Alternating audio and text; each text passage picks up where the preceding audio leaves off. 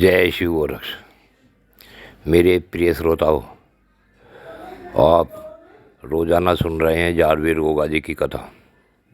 आज जारवीर गोगा जी का भाग 9 आपके सामने प्रस्तुत है। प्रिय श्रोताओं, आपने पिछले भाग में सुना कि राजा रानी ने गुरु गोरक्षनाथ जी से पुत्र प्राप्ति हेतु मंत्र लेकर उपासना शुरू की। अब आगे की कथा सुनो। मेरे प्रिय श्रोताओं, गुरु गोरक्षनाथ जी ने बाग में के अंदर ही पूजा के सभी विधान बताकर कहा कि मैं समाधि लगाता हूँ। तुम सबको गुरु मर्यादा का पालन करते हुए बागड़ देश के किसी भी प्राणी को बिना वजह नहीं सताना है तथा बागड़ देश के रोजाना रानी बाछल को ही धोने तक मस्तक झुकाने की अनुमति रहेगी, दूसरी रानी को नहीं। और ध्यान रखना, दोनों बहनें हम सकल हैं, पहचान रखना। इतना कहकर गुरु गोरक्षनाथ जी 12 वर्षों के लिए समाधिस्थ हो गए। अब शाम के समय राजा और रानी दोनों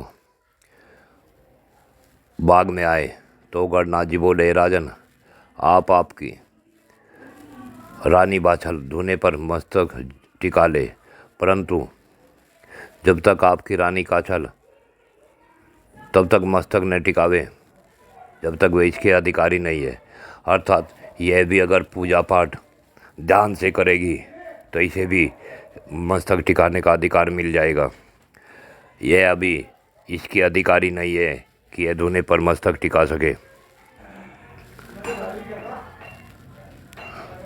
जब तक मन में पूर्ण निष्ठा के साथ यह भक्ति नहीं करती तब तक इसे गुरुओं के धुने पर मस्तक टिकाने का अधिकार नहीं है। तो रानी बाछल तो धुने पर दंडवत हो गई और घंटों तक गुरु के दिए हुए मंत्र का स्मरण करती रही। अब रानी बाछल के मन में इस प्रकार की शांति का अनुभव हुआ जैसे सपने में पूर्ण शांति प्राप्त हुई थी। रानी काछल ने दूर से ही हाथ जोड़ लिए। अब तो रानी बाछल सुबह खीर बनाती और धुने में भोग लगाने के लिए लाती। कभी चावलों की खीर, कभी शामक के चावलों की खीर, कभी साबूदाने की खीर लाती। इधर रानी बाछल के अंदर अगाध शांति का अनुभव हो रहा था। उधर रानी काछल को राजा रोज समझाते कि रानी, किसी का अपमान करना अच्छा नहीं होता। तुम रोज घर पर ही गुरु के दिए हुए मंत्र का जाप करो, 12 वर्ष बहुत जल्दी हो जाएंगे। इस प्रकार से रानी काछल अपने पति की बात को मानकर मंत्र जाप करने लगी। उधर रानी बाछल को जब मासिक धर्म हुआ तो उसने राजा से कहा कि आज मैं धुने पर मस्तक नहीं झुका पाऊंगी। आज आप स्वयं खीर बनाएं और मेरे साथ चले। हम इस पर राजा जोरावर सिंह बोले कि ब्राह्मणी को बुलवाकर उससे खीर बनवा लो। अब रानी न चाहते हुए भी ब्राह्मणी को बुलवा लेती है। तभी आसमान बादलों से घिर जाता है और तेज बारिश होने लगती है। कई साल में अब की बार समय पर बारिश होती देख रानी का मन बड़ा ही खुश प्रसन्न होता है। वह प्रसन्न होकर ब्राह्मणी से बोली, बहन, अब तुम्हें मेरे साथ नंगे पैरों बाग में जाना है।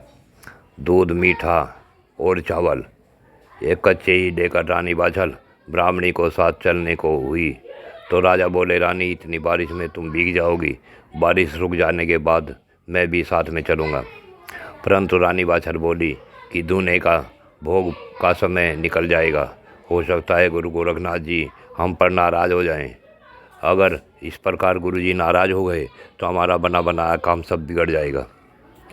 और राजा ने अपने चलने में असहमति जताई तो रानी बाछल अपने साथ ब्राह्मणी को लेकर चल पड़ी और बाग में जाकर गणनाथ जी से अपनी खीर न बना पाने की वजह बताई। तो गणनाथ जी ने बड़े ही प्रसन्न मन से कहा कि रानी जी, आज राजा क्यों नहीं आए? तो रानी ने बताया कि बाबा जी, राजा साहब बारिश रुकने के बाद आएंगे। गणनाथ जी बोले, रानी बाछल, अगर आप निरंतर धुने पर दोनों समय आती रही तो गुरुदेव की कृपा तुम्हारे ऊपर अवश्य हो जाएगी। हे देवी जी, हमारे गुरुदेव भगवान शिव की तरह ही बड़े दयालु हैं। गुरुदेव भक्तों पर असीम कृपा करते हैं, परंतु आपकी बहन काछल कुछ कटु स्वभाव की है। वह संतों की न तो मर्यादा जानती और न ही संत कृपा का उस रानी को ज्ञान है। तब बाछाल बोली, बाबा जी, संत तो सब पर कृपा करते हैं। गुरुदेव से कहना कि गुरुदेव मेरी बहन काछल की कटुता पर न जाकर उस पर भी अपनी कृपा बरसाएं।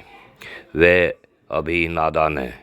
आप मुझे एक बात और बताएं कि क्या मैं या कोई भी औरत मासिक धर्म में गुरुदेव के धुने पर मस्तक झुका सकती है?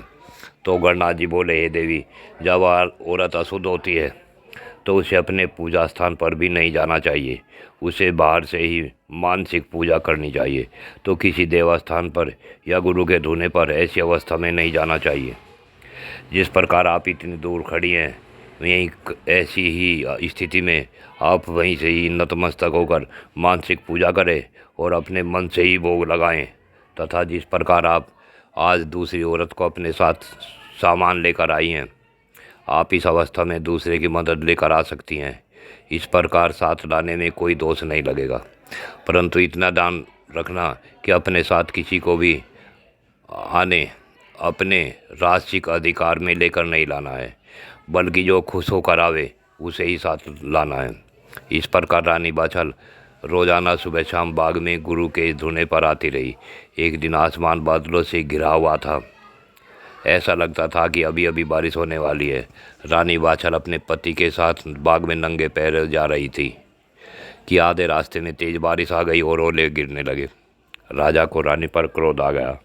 राजा बोला, रानी, तेरा रोजाना का यह कार्य कैसे निभेगा? यहाँ तो रास्ते में ओले गिरने लगे, कोई रास्ते पर वृक्ष भी नहीं है। ओलों की चोट से तू बीमार हो जाएगी। अब क्या किया जाए? इतनी दूर पीछे महल है और इतनी दूर आगे बाग। रानी बाछल बड़े ही शांत स्वर में बोली, हे स्वामी, ये जो आपको अड़चन दिखाई देती है, ये अड़चन ही नहीं है। ये तो हमारी भक्ति की परीक्षा ली जा रही है। हमें परीक्षा में उत्तीर्ण होना है। आप गुरुदेव के दिए हुए मंत्र का जप करते हुए चलो तो हमें ओले कुछ भी नुकसान नहीं पहुंचा पाएंगे। इतना सुन राजा रानी के साथ साथ चुपचाप चलता रहा तो आसमान से ओले गिरने बंद हो गए तथा बारिश भी रुक गई। इस प्रकार रानी बाछल को रोजाना सुबह शाम आते 12 वर्ष हो गए। तो एक दिन शाम के समय जब रानी बाछल धुने पर औंधी लेटकर गुरुदेव से प्रार्थना कर रही थी तो गुरु गोरक्षनाथ जी ने आँख खोली और अलख निरंजन का जाप करते हुए गोरक्षनाथ जी समाधि से बाहर आए। तो रानी बाछल से बोले, हे पुत्री, सुबह सवेरे अपने हाथ से खीर बना कर लाना, तो तुम्हें सुबह पुत्रवती होने का प्रसाद दूंगा। आज तो रानी बाछल के साथ ब्राह्मणी और महल में काम करने वाली नौकरानी तथा रानी काछल की नौकरानी भी साथ आई हुई थी। सभी ने गुरु की बात सुनी। रानी बाछल गुरुदेव को नतमस्तक होकर महल में चली गई। जय शिव गोरक्ष।